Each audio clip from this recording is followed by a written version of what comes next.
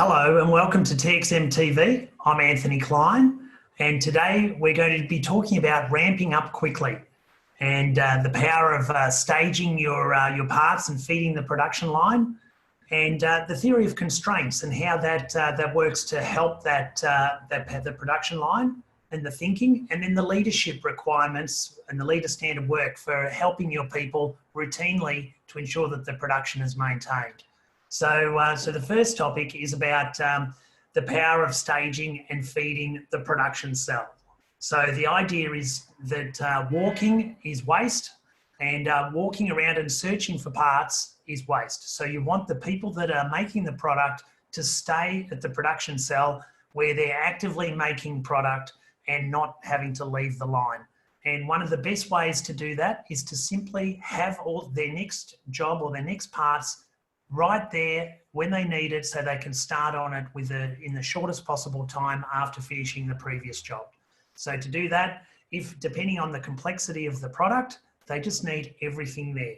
And it's all about having someone there to feed them, and that person knowing what's next, knowing what the schedule is, so the operator simply finishes one job, checks it, looks to the next job, sees what it is, and then is able to start.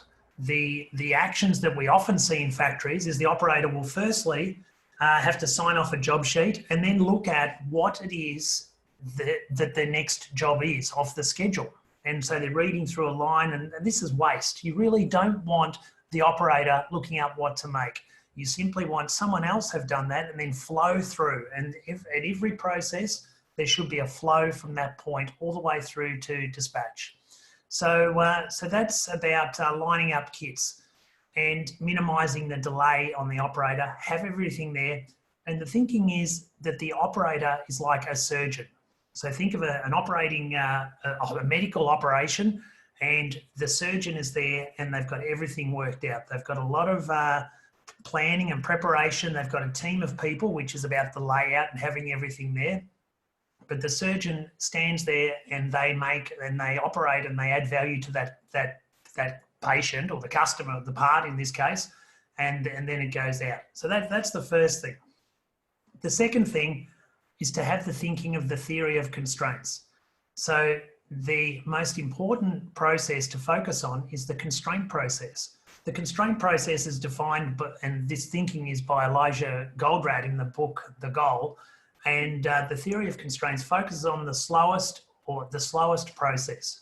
And the idea is to make that process never stop and expand its capacity using innovation and duplicate processes somehow.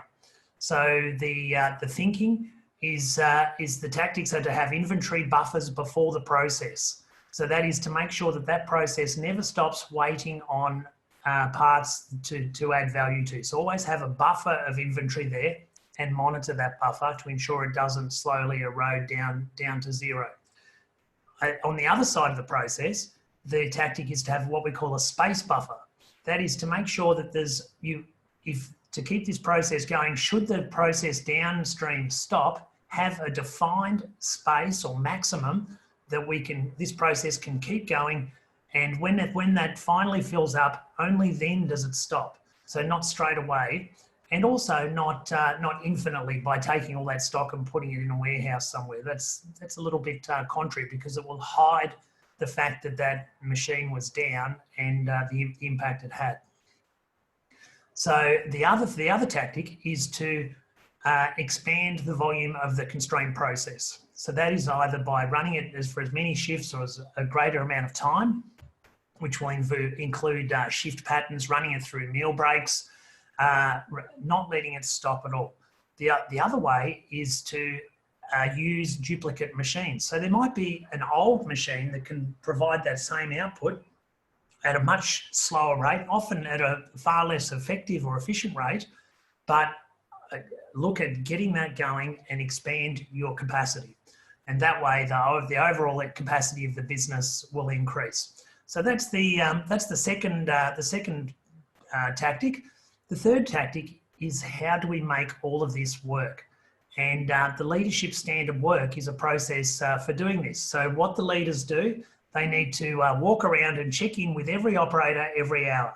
And there's a few questions that they can ask. And those questions might be, and to focus the first set of questions on the future.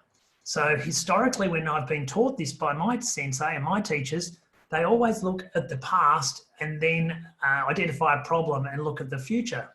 But the psychology required I find works best with the people that in the factories that I work in, is to look to the future and say, how can I help you succeed in the next time?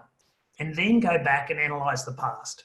So it's a much more receptive and positive conversation, and the operator's thinking, oh, this guy's here to help, and he's not just here to beat me up. And so that's a really good sequence of questioning. So the questions could be, for example, have you got all the things you need for the next hour? What do you plan to get done? The last time you did this, what went wrong? Is there any help you need? And then look at the last hour. So how did you go last hour? And often you don't need to ask. You know, and you can see exactly how many or what stage of the job they're up to, and then ask them. So what was so good about the last hour? You wouldn't say it like that. You might say, "Gee, that's good. What went right last hour?" Just ask it naturally, and or what held you back? What was the problems? And then go into the problem solving or the replication solving, meaning you want to standardize a good result every hour. And you might ask them things like, how can we make it happen every hour? Let's keep it simple. And what do we need to do differently if there's a problem? So there's three things around ramping up quickly. In this environment, suddenly we're going to have to go from very slow to very fast, and we need to make sure our quality is right, our safety is right, and our volumes will follow if we follow this thinking. So the first one was to ensure that the kits and the work is all set up, ready to go, so that there's no delays. The second one is to use the theory of constraints thinking and to know your constraint process and campaign and focus a lot on the constraint process to keep it going and to minimise interruption and to maximise volume. And the third tip is around leader standard work. Go to every operator every hour and ask the question and watch the process. So that's the tips today on how to ramp up quickly.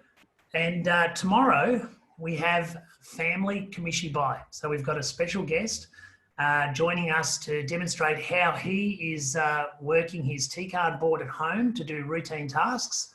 And we also are joined by Mr. Kevin Bennett, so the Best Practice Network facilitator in New South Wales and Queensland. And Kevin's going to be giving us some tips on the importance of networking. So I'm looking forward to having Kevin with us tomorrow. And thank you for your participation and watching this live production. Remember to comment on our LinkedIn page and email us at txmtv@txm.com. I'm Anthony Clyne. Stay safe, and we hope to see you tomorrow. Bye.